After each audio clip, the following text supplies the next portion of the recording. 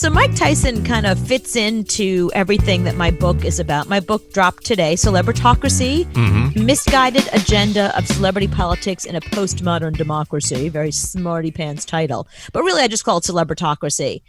And the book in general is a book that, like, you've heard so many stories over the years of celebrity activism, and you're like, but then what happened? So this is the book that kind of tells the aftermath of all that stuff. Like George Clooney used to always talk about Darfur, and now he doesn't anymore. Why doesn't he? Good question. Right. So this book is about that. Or, you heard about Live Aid. It's the 35th anniversary of Live Aid, but nobody bothered to ask where that money went. And it was $127 million that did not go towards Ethiopian famine. It was every dime of it was put into the military, which Mariam, the Ethiopian leader at the time, used to murder all of his people, and we paid for that. So there's a lot of stories in this book about very famous celebrity activists. There's a lot of stories in this book about very famous celebrity activism and causes, but not the aftermath. So this book is about the aftermath. Where did it go? What happened? And what happened next? So the reason why I thought the Mike Tyson thing was really interesting and kind of plays right into the concept of celebritocracy, I have a chapter in my book about why celebrities get involved in the first place. Like, why do they all have causes? Celebrities back in the day, like old Hollywood, they were apolitical. They would never come out and say, I like Trump or I hate Trump, because that would affect if people were going to their movies or not. And the studios would have fired them immediately. But now celebrities really feel like they're entitled to do that. So I have a whole chapter as to what that's about, why it is, why we think they're experts, why they think they're experts.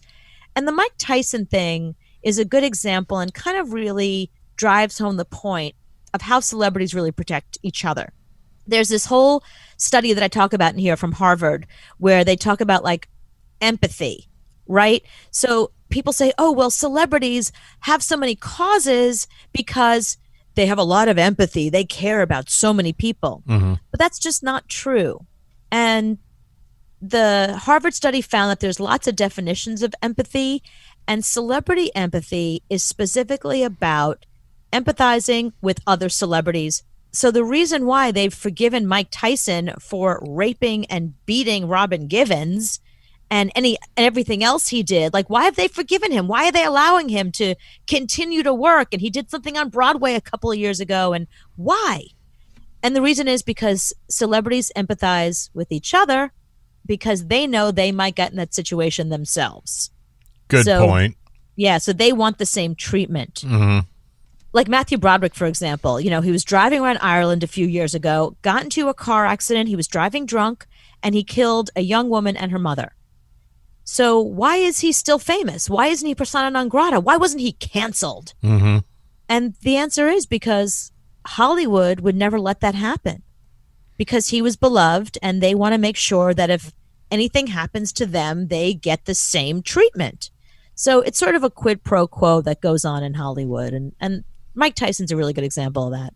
I'm launching my Legends Only League, and it's going to be so awesome with other leagues from all over, whoever, I don't care, basketball, pool, shark, all the ex-legends who want to play and still able to play and still beautiful like myself, they can come with us. They can call me. We can have anybody. Like before I was saying, we can have Dennis Rodman go against Men of World Dennis Peace, Rodman. one-on-one. That's another one. Have Wayne Gretzky go against the up-and-coming young guy, one-on-one. It's for all athletes. I'm talking about anybody. Ping pong players, all legendary handball players, all what the is he legends. even talking about? I have no idea. Quiet, shut up. I haven't understood Mike Tyson since 1988. Yeah. So I have no idea what he's saying, but I'm never going to say anything bad about him because he can beat you to a pulp. So Mike Tyson is the greatest athlete ever. We interviewed him when I was at one of my old stations when he was doing the Broadway thing. And I got to say, he was so nice.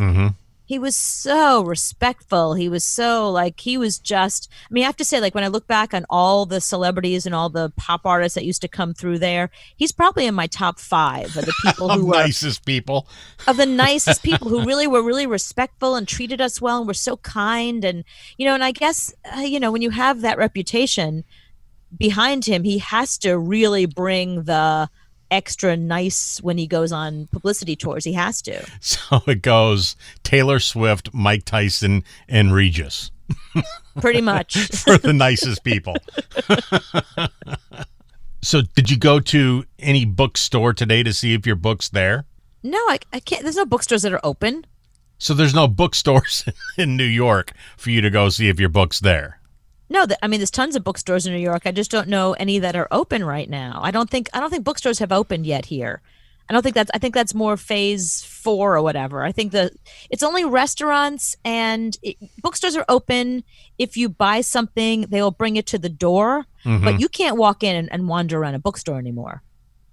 Well, I never did, so I don't know how that works. I have no idea. And it's tough because I was supposed to have all these book signings. I was supposed to get on a plane and go to some major cities around the country. All that's been canceled because of COVID. So I have to hope that people just go on Amazon and Barnes & Noble and buy my book.